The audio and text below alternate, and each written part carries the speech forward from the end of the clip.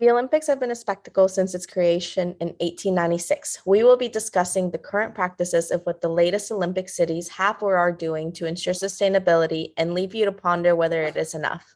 As Huffington Post noted, there is not a solid figure to define exactly what the environment cost of hosting the Olympics is.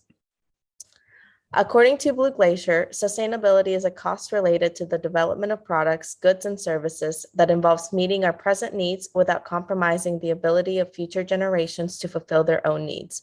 Sustainability as a concept recognizes that the environment is an exhaustible resource and therefore must be protected.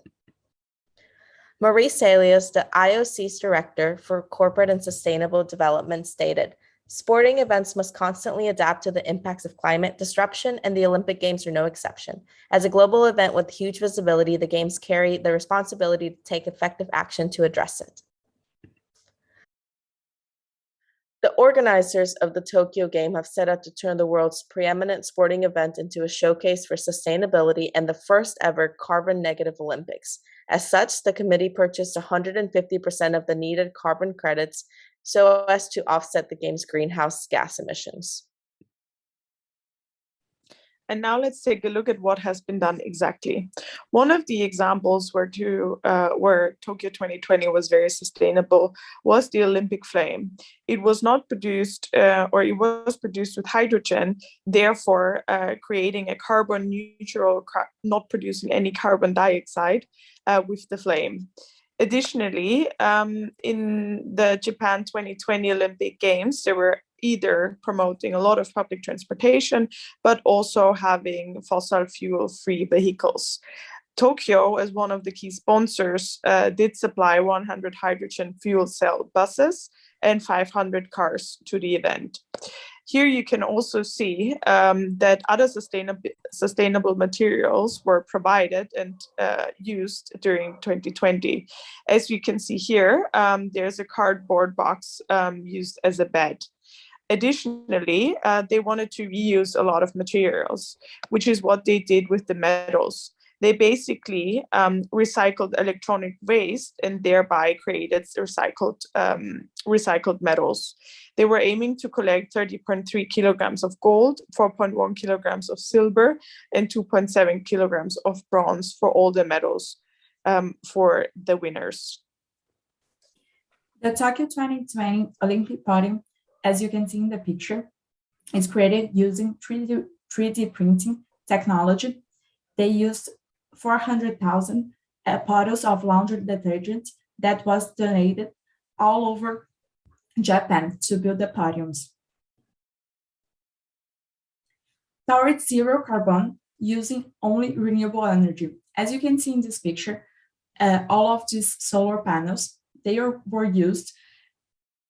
installed all over Japan countryside to power the Olympic Games and the Athlete Village.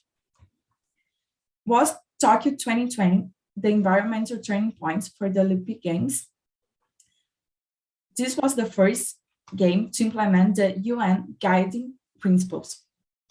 100% of the electricity produced from were from renewable sources.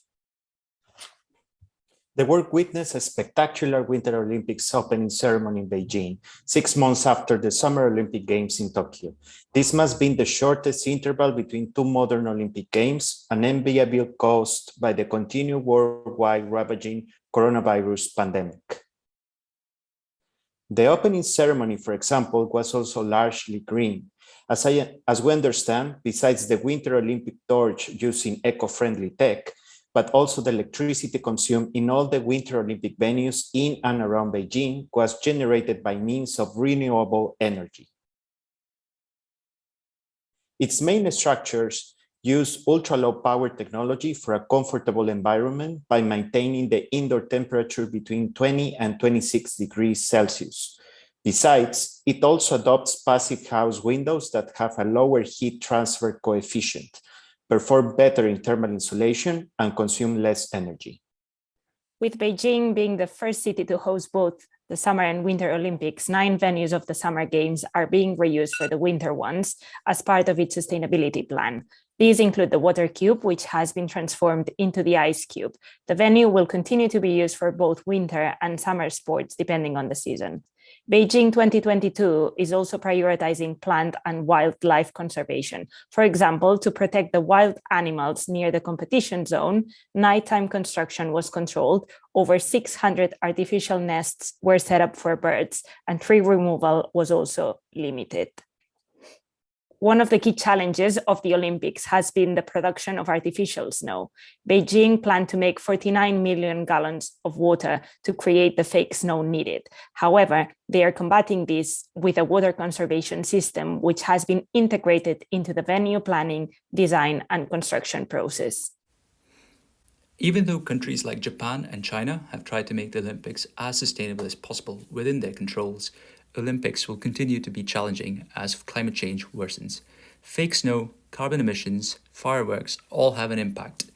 To increase the sustainability of the Olympics, experts have recommended organizers consider several actions, from selecting one or few cities to host the games every time and reuse existing infrastructure, to holding the games less frequently, even reducing the number of events and competitors, to reducing the number of tourists who travel to reduce carbon footprints. Sustainability remains an elusive concept in the Olympic Games and in mega events more generally. Every Olympic Games now claims to be more sustainable, but all equally fail to provide a coherent definition or model for independent evaluation. This leaves us with the open question for all of us to ponder: are the Olympic Games sustainable long term?